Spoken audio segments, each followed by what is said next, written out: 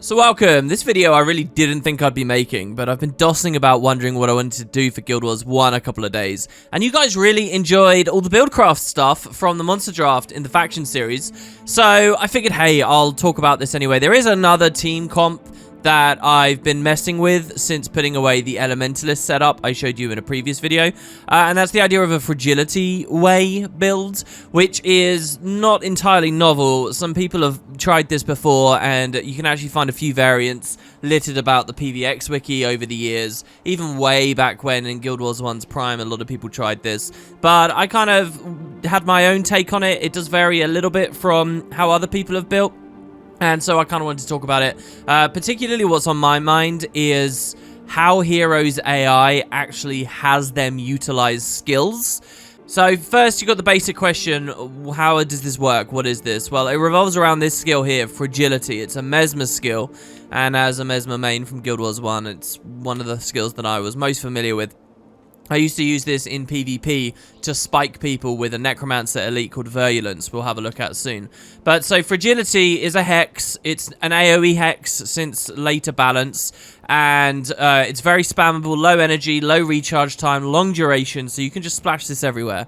And what the hex does is it means whenever a target suffers a new condition or is cleansed of a condition, they take damage. And it's only a little bit of damage, 21, but you got to consider that there's a good amount of different conditions in Guild Wars 1. So the idea of the hero comp is to build all your guys spamming and cleansing conditions on the target foes so that this 21 damage pulses on, off, or over and over and over and over and over again.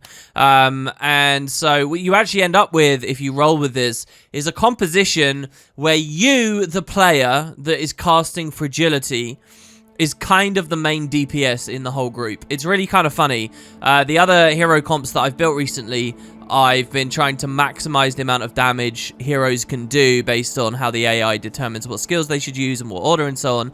And if you look at the DPS meter here in this run, you'll see this is the complete reverse. It's just me. It's me doing all the damage. So if that's what you really want to do in Guild Wars 1, this is a pretty fun team comp. And I'm not saying what I've made is the most optimal method, but it certainly will make you feel like, you know, the top dog in the group. It's funny, I often want this when I'm playing a melee character. Like, if I'm playing Guild Wars 1 and I'm playing a warrior, or if I'm playing a dervish or an assassin, I like to gear everyone around buffing my damage, you know, give me Strength of Honor and make sure that it give me Judge's Insight, give me everything I can do to hit hard, and I don't really care about the rest. But this is kind of like a caster version of that. They're all just supporting my damage. You can, of course, actually put Fragility and many of these spells on the heroes themselves. You can spread that around.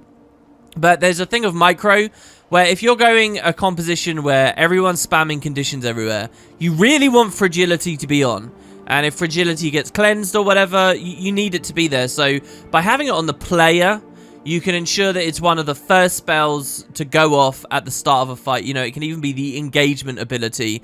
And that means for as much of the duration of the battle, it's there. If you're just relying on a hero to cast it, he might not cast it for like 15, 20 seconds into the battle because he's prioritizing other stuff. And, well, it just kind of ruins the whole idea.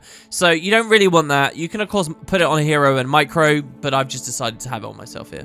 So, yeah, that's kind of the idea I'm running through. I'll try to do a mix of normal and hard mode in the footage. So what I'm combining this with is the skill Fevered Dreams, the elite skill. And what Fevered Dreams will do is every time a target suffers a new condition, if it's over 2, they also get dazed.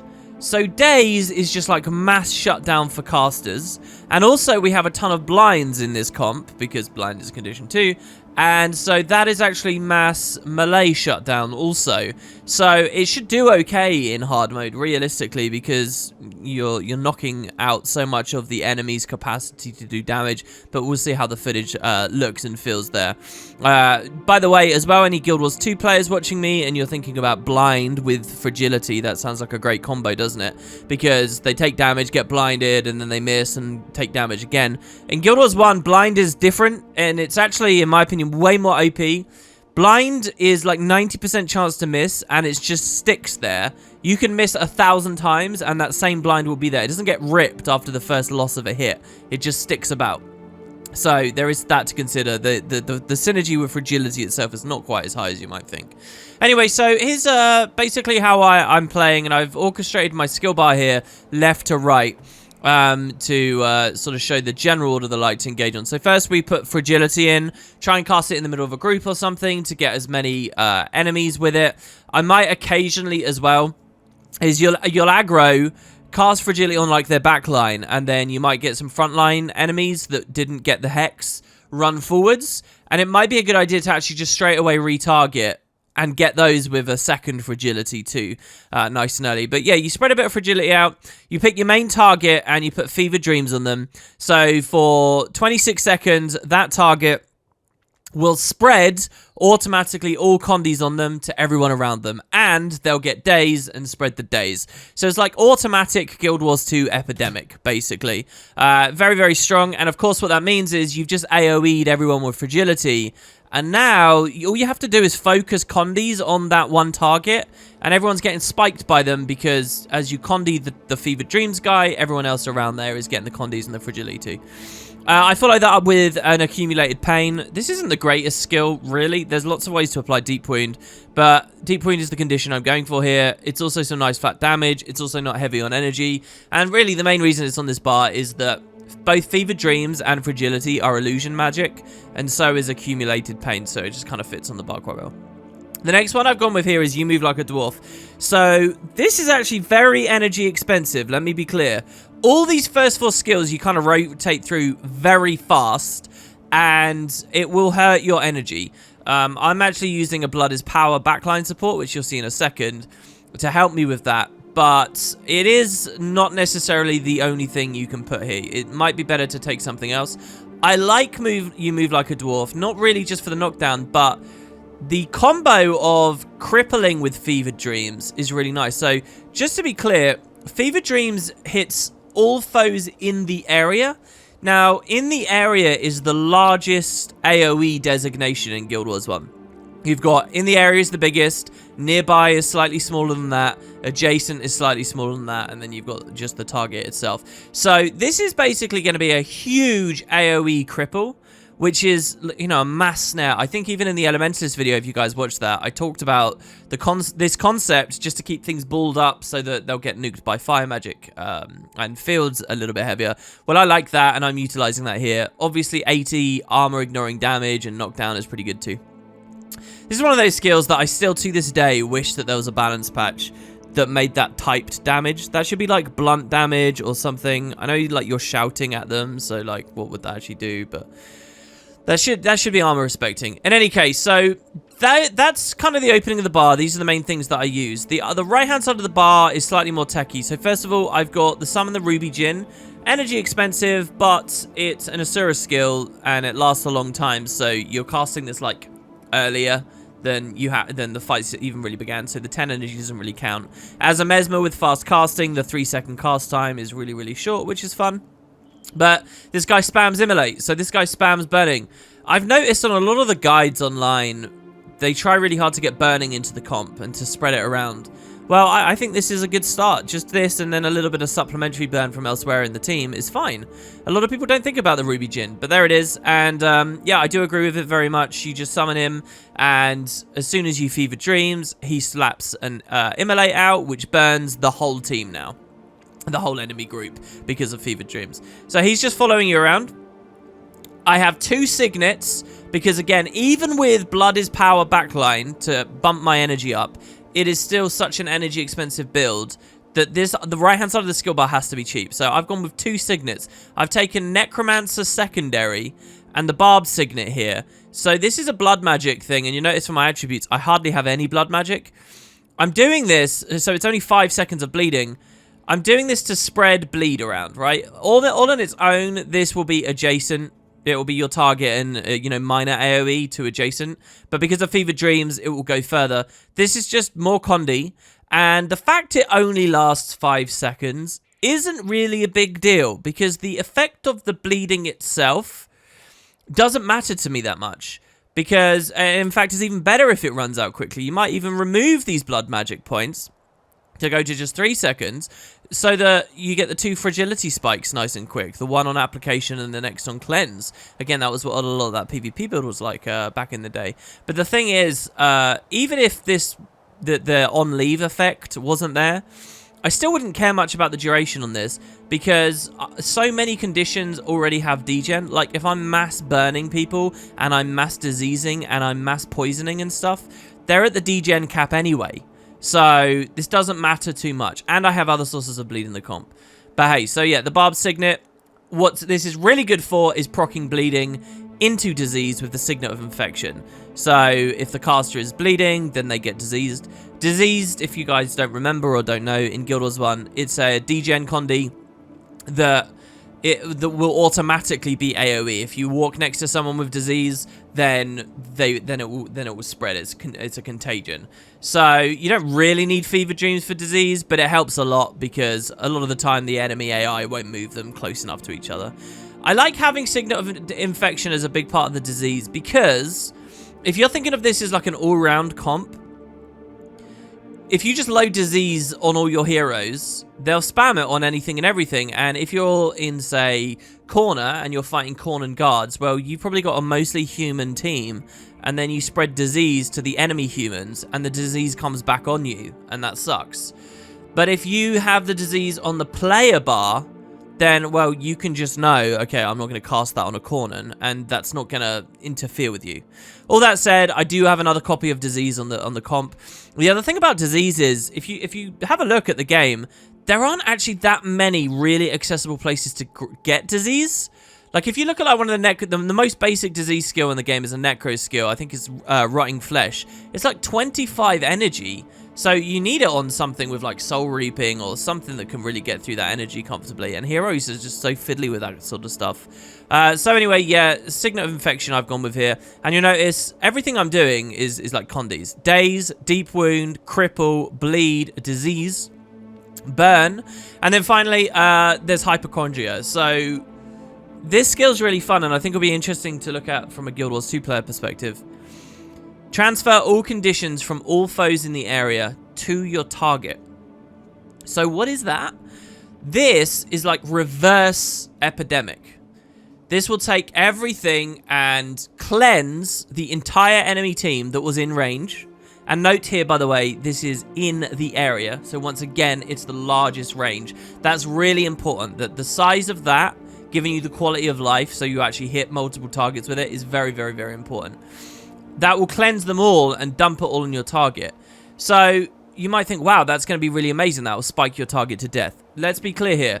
You're going to engage. You're going to condi up your target. All the condis will get duplicated to the whole group because of Fevered Dreams. When you Hypochondria and add it all again, yeah, it will refresh all their durations, but it doesn't account as applying a new condition. So your actual target won't just blow up from a Hypochondria, because he was already full of condis, and now you've just stacked a bunch more of the same condis onto him. That won't trigger Fragility. That's not how that works. What it will do, though, is because it's cleansing everything in the entire area, it will trigger tons of packets of Fragility on everything else. So this won't nuke your target, it will nuke everything around your target, if that makes sense. And in doing so, by the way, you've just deleted a ton of the conditions that you had spent a long time applying. So now we can talk about the crux of the team build in general. Because of this Hypochondria interaction, where what I'm actually doing is applying condis and then quickly cleansing them, right? Mass on AoE. You want to then refresh them again after that big cleanse. So all these hero bars are built in such a way that nearly everything that the AI will ever choose to spend its time on is refreshing condis. You can build heroes in a lot of different ways, where you put a lot of utility on them and generally round the team out more, but the more that you have them wasting their time on cast times that isn't refreshing condis, the more the whole Fragility idea ends up falling off. It's why I like command so much as a secondary, because you can add utility to your composition, but it shouts, so it doesn't interfere with the cast times and the sequencing of skills that the heroes are doing on other stuff, right? So anyway, that's a big thing that I have in mind. That's Hypochondria, and to be clear, regular Epidemic does also exist in Guild Wars 1, and it does belong to the Mesmer as well in Guild Wars 1. Here, I'll swap it onto the bar for you guys. So Epidemic is spread on negative conditions and their remaining durations from your target to all adjacent targets. So it's like a reverse Hypochondria. That's fine, except this is only adjacent. So we go from a massive AoE on Hypochondria to just an adjacent one on Epidemic. And unfortunately, Epidemic is much, much, much more limited in its usage. It's kind of frustrating, to be honest. So I do have a copy of Epidemic on one of these hero bars, you'll see in a second, but I like to have Hypochondria on mine. And, you know, you could mess with it. You can actually put both, obviously, on your bar, and I'm sure some of you guys have thought of that. You could do Hypochondria and then immediately Epidemic afterwards. But the thing is, especially in normal mode, if the Hypochondria bomb has killed everything adjacent to your target anyway, then Epidemic will do nothing. It has nothing to spread to. And quite often, there can be a whole group around, but they're not quite lined up perfectly for Epi to do the thing. So I prefer going Hypochondria realistically. That's just my side of it. Let me actually re-add that on there. They're both no attribute Mesmer spells as well, by the way, so they're very good on any kind of secondary. So that's a range of condies on my bar. Let's talk about some of the others. First, we have a Blood is Power, Necromancer, Writ Healer.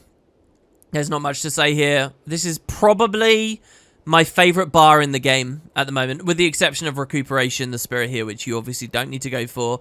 This is such a powerful, versatile, overpowered hero build. I think this is such a ludicrously strong thing. I kind of hate making comps without it, unless I'm playing like a warrior and, you know, I'm using a lot of adrenaline or whatever instead. This is so fun. Then also supplementing it, I have a Soul Twisting Writ. And the Soul Twisting Writ is actually dipping into Mesmer for Hex removal through the Hex Eater Signet and through enchantment removal. Hex Eater Signet gets better and better the more your team clumps up, i.e. the more casters you have. The less there's like an idea of a frontline, midline, backline kind of thing, and instead it's just you're all standing together, the stronger this gets.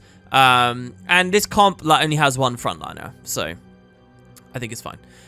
So that's my back, basically. Then we've got the rest of it. So I have a Keystone Signet Mesmer.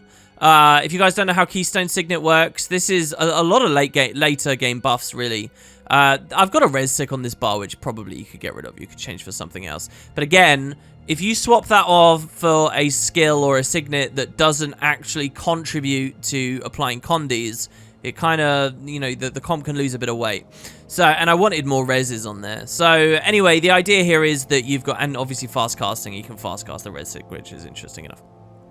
So basically, we maintain symbolic celerity. Very easy. The hero can do this very well. And while this is on, all signets that this hero uses will be of my fast casting attribute. So they'll be level 16. For what it's worth, there's a really interesting variation of this for an Epidemic comp. A Fragility comp, where you can actually go secondary assassin, and you can take all those deadly assassin signets, you know, the ones that's like do more damage the more condies they have on them, and do more damage if they're blind and stuff like that. You can do that, that's pretty fun, but again, that bar doesn't actually refresh condies, which is why I don't like it too much. So then we have Keystone Signet itself. Whenever the hero uses this, and they can do it very frequently, it instantly refreshes all their other signets, which is nice. And also, as they use signets, they do AoE interrupts and damage. So basically, they will spread mass weakness, mass energy denial, mass interrupt and damage. They will spread bleeding for really long duration here. In fact, by the way, oh yeah. And he has 13 blood because the next skill, so that's bleeding. Here we have Oppressive Gaze, which is really good. So the nice thing about a Keystone Signet Mesmer is that they don't have to worry about energy. Mesmer heroes generally are quite poor with energy. This guy is so loaded with signets, which are obviously energy free, that he doesn't have to worry much. So I can put Oppressive Gaze on there, which is 10 energy and a low recharge. And a lot of heroes would struggle with this, unless they're like a Soul Reaping Necro or something. But this guy will be fine with it, and he can spam it regularly. Oppressive Gaze is brilliant. Basically, it's an AoE, as long as the target is already conditioned, which, frankly, they will be. It's AoE poison and weakness, and he could just do it. Poison, weakness, poison, weakness, poison, weakness. Nice access to poison, short of, like, adding a ranger with poison tip signet and some other things. There's a cool ranger build that, you know, can do fiery, poisonous arrows and stuff. But in any case, yeah, so double condies on one skill as well is really excellent, especially if it hits a whole group. He's got his own Hex Eater Signet, and then finally, he's the one running Epi. To be perfectly honest with you, I'm not entirely sure how the hero prioritizes this, or when it will cast it, or why. But I do know, and as you've probably seen from the footage in the background, every now and then you just see these big old Condi bombs, and I'm pretty sure it's because Norgu here is just spamming that Epidemic every now and then. Nice low cast times. Could be a more efficient bar. And let me be clear as we go through this video as well. This comp that I'm showing you definitely could be theory crafted a lot more heavily. This Ellie build is super interesting to me. I don't remember often having, not just an Ellie build, but any build in Guild Wars 2 that mixes into so many attributes and yet feels like a solid build. So it's 16 air with commanders like the secondary for the utility. So we've got full back for movement and health. Comps without full back feel terrible. Stand your ground for extra armor as we're all standing still, which is very useful. Never surrender at a +4 health regeneration. So as people get low, they get health regen. So that's fine. And we're mostly air, so we're running air attunement to give us some energy back. But check it out here. Thunderclap is the elite. Very spammable. Do a massive shockwave, and once again, let's look at the range on this. It's this one's target foe and all adjacent foes. So basically, Thunderclap went through some changes with the most recent Ellie balance. You smash down a lightning strike super quick. It interrupts the group, and as it interrupts them, it's cracked armor and weakness together. And you've seen a lot of overlapping weakness here, but again, you got to remember when you Hypochondria and cleanse everyone, you want the weakness back nice and quick, and then it's more fragility. This is a really fun skill to use, genuinely. The damage it does is pretty low. As you can see from the meter, most of these heroes don't really do much damage. But so basically, this guy just spams double condies as he does this and more interrupts. Here you got steam, so this is why we're in water magic. Don't have to go very deep in. As you can see, I'm only 5 points. But if the target's on fire, then steam will blind. And they likely will be on fire, either because of the immolating flame djinn, or because this bar itself actually has Glyph of Immolation. So if you can get to just 3 in fire magic, you'll see that I'm completely exhausted with attribute points 0. But getting to T3 fire magic means that your next 2 spells will cause burning. And again, we don't really care about the burn duration that much because we've got so much degeneration going on regardless. And it ripping off is quite nice. So basically, if the character Glyph of Immolation straight away steams, it will work. And they'll burn and blind at once. And then they'll weakened and cracked armor at once. And then finally, the shock arrow for a bit of energy management back into air magic here. And the way this is constructed is realistically, everything they do is condies or a bit of energy management here. But they'll just cycle through these. These are all really low cooldown. Again, you might look at these bars and think they could be so much stronger, but it's about gaming the AI. And these cooldowns, like 8 seconds, 8 seconds, 8 seconds, 10... with the various cast times involved, they'll always be busy and busy on fun, good things. Next bar. So this is our frontliner. So this is Karmu. This is Dervish, who I've secondaried into Elementus. So a lot of people recommend Balthazar, Avatar of Balthazar Dervishes for this comp, because it's just so much burning and it's, you know, generally really, really useful. There's an annoying thing about that, though, which is that heroes don't automatically cast their avatar skills. They don't maintain them. Which, I don't know why ArenaNet did it that way. They could have had the heroes maintain them. I guess they liked the idea that out of combat, the heroes wouldn't just always be in their avatar form or something. But so what that means is, actually, you miss out on a lot of what it could offer. I wanted something that I didn't have to micro the avatar every single time. And if I was going to take a frontliner, I really wanted them in there quick. I'm a big fan of, like, Assassin Secondary and put in, you know, some kind of teleport, to some kind of shadow step, sorry, to get people in fast. So here, I kind of kill 2 birds with 1 stone. Instead of going Balthazar, because I have burning elsewhere, I go Ride the Lightning, which is, you know, a little bit of overcast. It's not a big deal.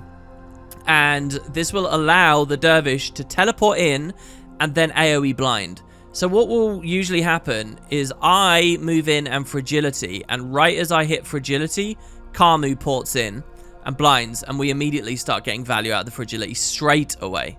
And obviously that blind is short duration, and it will run out. Then his other skills are really just super efficient for dumping Condis out. In fact, this kind of composition, I would almost recommend playing Dervish Primary. It can be really fun. I actually tested this on a Dervish Primary at 1.2 because you can just do so much splash Condi. So Mystic Corruption here, a little bit more disease, but very, very, very, very short duration. Staggering Force here. Cracked Armor will come out. Aura of Thorns. We've got Cripple and Bleed together. The Shield of Force, you've got a little bit of knockdown on there and more weakness. Attack speed increase, and then just methods of ripping our enchantments off here. With their Mighty's attack and the Crippling Sweep with even more cripple there. So this guy's awesome. I really like this bar. I'm a big fan of how Dervishes ended up in Guild Wars 1, honestly. But that's probably just in part because of power creep. Next, we have Elias. So, Virulence. I was talking about this earlier on in the video. The old PvP build used to have a super low death magic investment Virulence, where you would Fragility and then put out some kind of minor Condi and then Virulence them. So, if target foe was already suffering from a condition, that foe will be diseased, poisoned, and weakened for 16. And again, you're seeing a lot of overlap. I appreciate there's a lot of overlap, but as you can see from the footage, you kind of want that. You want to be refreshing and over and over and over again. So, yeah, this is just basically nice, refreshable, heavy Condi continually coming out. Rotting Flesh, spread some more around. Barb Signet, some more blood, some more bleeding. We got some more enchantment rip here as well with Rip Enchantment. You've got Putrid Explosion. I thought it was quite fun. Since I'm going into Death Magic for the Elite, and we're not using minions anywhere here, I'm getting really tired of minions. I don't like kind of the heft to them and the weight and the stagger. So since I'm not exploiting corpses in any way like that, I may as well put Putrid Explosion on my Death Magic guy. And yeah, he will do a lot of damage. He can actually hit pretty hard with this. So, I mean, relatively speaking, none of them hit as hard as the player here. But Putrid Explosion's nice to have on. Even though it doesn't apply Condi, it's good damage. Spirit Rift as well for us. So I wanted to go Rich's secondary, particularly to pick up Flesh of My Flesh. But in addition to this, we can take Spirit Burn for more burning. And we can take Spirit Rift for more cracked armor. This bar might be better served in a different capacity. I don't know. This is if I took the hammer to what I built here, I would probably look at this one first. And then finally, I kind of had a fill slot where I was like, I just want a bit more pressure. I want to, to spread a bit of the damage around. I want to feel a bit safer. So what did I go with? Well, SOS. Signet of Spirits just always feels that so well. I'm kind of a communing and channeling split here, so the spawning power's a bit low. But, Spirit Spam, more cracked armor, more oppressive gaze. A nice addition on this bar is Shadow Song, which is spammable blind, which is my original point of inspiration. And then, of course, we get another hard res on Flesh of My Flesh. So, really, that's the composition. That's kind of what I went with for Fragility. And I thought it was pretty fun, just being able to run around and see these guys do everything they can to just support your Fragility procs, flaring off all over the place. Pretty interesting, and that's what I wanted to show you guys today. So thanks very much for watching. Let me know any interesting hero comps that you found or would like to work with. And if you're still out there in Guild Wars 1, well, my hat's off to you. I've really refound my love for this game over the past couple of months. See you next time, guys.